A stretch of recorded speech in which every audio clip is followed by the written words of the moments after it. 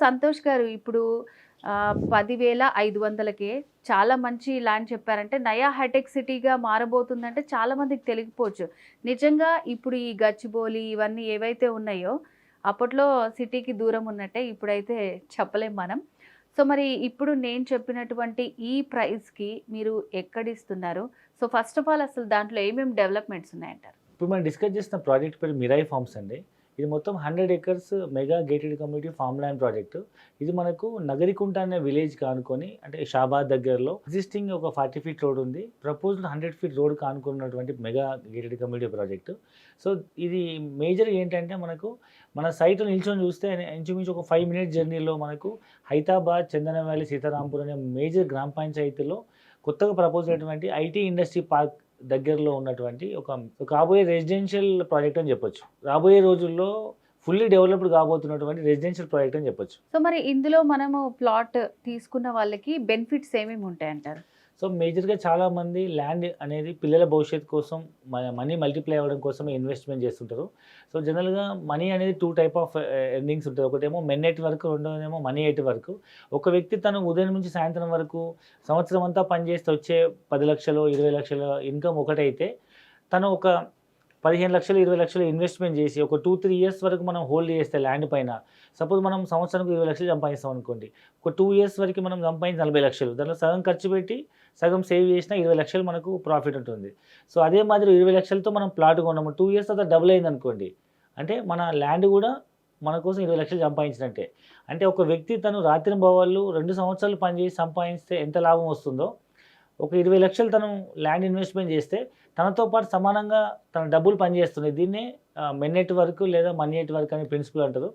So, దీన్ని follow అయ్యే చాలామంది పిల్లల భవిష్యత్తు కోసం చాలామంది ల్యాండ్ ఇన్వెస్ట్‌మెంట్ చేస్తుంటారు. సో, అప్పటి వరకు మనం భూమి ఖాళీ ఉండకుండా మనం దీన్ని ఫార్మ్ హౌస్ లాగా వాడుకోవచ్చు. కేవలం ఓఆర్ఆర్ నుంచి 30 మినిట్స్‌లో మ్యాక్స్ ఒక రీచబుల్ అయ్యేంత డిస్టెన్స్‌లో ఒక పక్క శంషాబాద్ ఎయిర్‌పోర్టు, మరొక వైపు మనకు చేగూరులో కన్నా శాంతివనము, ఒకవైపు మరి ఐటీ ఇండస్ట్రీ పార్కు అండ్ మరొక వైపు మనకు వికారాబాద్ దగ్గర ఉన్నటువంటి అనంతగిరి హిల్స్ ఏదైతే పర్యాటక కేంద్రం ఉందో, ఈ విధంగా చుట్టుముట్టు ప్రాంతాల్లో చాలా డెవలప్‌మెంట్స్ ఉన్న ప్రాజెక్ట్ ఇది.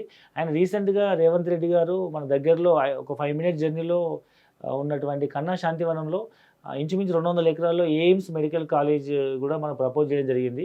ఈ విధంగా చుట్టుముట్టు ఎంప్లాయ్‌మెంట్, ఎడ్యుకేషను, ట్రాన్స్‌పోర్టేషను దగ్గరలో మనకు తిమ్మాపూర్ రైల్వే స్టేషన్ ఉంది. అండ్ మెయిన్ 100 ఫీట్ రోడ్‌కి ఆనుకొని ఉంది. ఎయిర్‌పోర్ట్ దగ్గరలో ఉంది కాబట్టి భవిష్యత్తులో పిల్లలకు మంచి ఆస్తి ఇవ్వాలనుకున్న ప్రతి ఒక్కరు ఇన్వెస్ట్‌మెంట్ చేయొచ్చు. భవిష్యత్తులో ఇప్పుడు మనం ఫార్మ్ హౌస్ అయినా వాడుకోవచ్చు. భవిష్యత్తులో సొంత ఇండిపెండెంట్ హౌస్ అయినా కన్స్ట్రక్ట్ చేసుకోవచ్చు. సో, ఒకవేళ ఇన్వెస్ట్‌మెంట్‌గా ఆలోచించిన చుట్టుపక్కల చాలామంది డెవలప్‌మెంట్స్ ఏమున్నాయని గూడా ఆలోచిస్తారు గదా! సో, నయా హైటెక్ సిటీ అంటున్నాం మనం.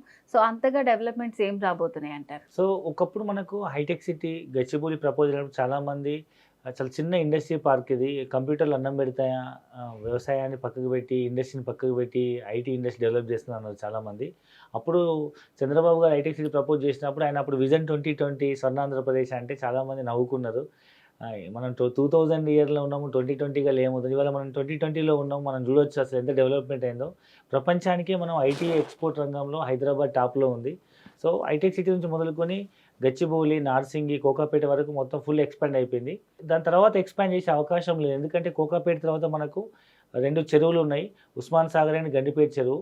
సో, ఆ చెరువులో దాటిన తర్వాత మళ్ళీ ఇంచుమించు మీకు ఆహ్, షా చేవెళ్ళ వరకు గానీ, షాబాద్ వరకు గానీ ఇంచుమించు 111 జియోలో ఉంది కాబట్టి, సో, ఆ ఏరియా వరకు మనకు కన్‌స్ట్రక్షన్ పర్మిషన్ లేదు. కాబట్టి రాబోయే రోజులలో ఫ్యూచర్‌లో ఐటీ ఎక్స్‌పాండ్ చేయాలంటే దాని తర్వాత వచ్చేటువంటి షాబాద్, చేవెళ్ళ తర్వాత మీకు వస్తున్నటువంటి హైదరాబాద్, చందనవల్లి, సీతారాంపూర్ అనే మేజర్ గ్రామ పంచాయతీల్లో టీఎస్ఐఈసీ వాళ్ళు 3600 ఎకర్స్ ల్యాండ్ ప్రొక్యూర్ చేసి డిఫరెంట్ కంపెనీస్‌కి ల్యాండ్ అలొకేట్ చేశారు. And most of the companies construction స్టేజ్‌లో ఉన్నాయి.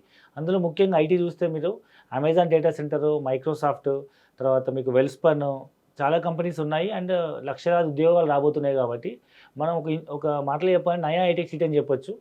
సో, అలాంటి ఏరియాలో మనకు గజం భూమి కేవలం రూ. 10,500తో 151 గజాల భూమి కేవలం 16,00,000కే ఇస్తున్నాము. ఇది చాలా తక్కువ ప్రైజు. సో, మనము భవిష్యత్తులో ఒకప్పుడు హైటెక్ సిటీ గచ్చిబౌలిలో కూడా 5,000, 10,000 గజం ఉన్న భూములే ఇవాళ అసలు 1,00,000, 2,00,000 గజం ఉన్న పరిస్థితి మనం చూడొచ్చు. అలాంటిదే భవిష్యత్తులో ఇక్కడ ఇన్ని లక్షల ఐటీ కంపెనీ, ఇన్ని లక్షల ఇన్ని లక్షల ఉద్యోగ అవకాశాలు చుట్టుపక్కల వచ్చే ఇండస్ట్రీస్ మీద డిపెండ్ అయినాయి కాబట్టి మనం 100% మనం అష్యూర్డ్గా ఇన్వెస్ట్మెంట్ చేయొచ్చు. సో సంతోష్ గారు, ఇప్పుడు నిజంగానే ఎవరైతే ఈ గచ్చిబౌలి చుట్టుపక్కల కొనుక్కోలేకపోయారో ఇప్పుడు, సో ఫ్యూచర్లో నయా గచ్చిబౌలి ఇంకా నయా హైటెక్ సిటీగా పేరు పట్టబోతున్నటువంటి అలాంటి ప్లేస్లో మంచి ప్రాజెక్ట్ తీసుకొచ్చారు మీరు, చాలా రీజనబుల్లో.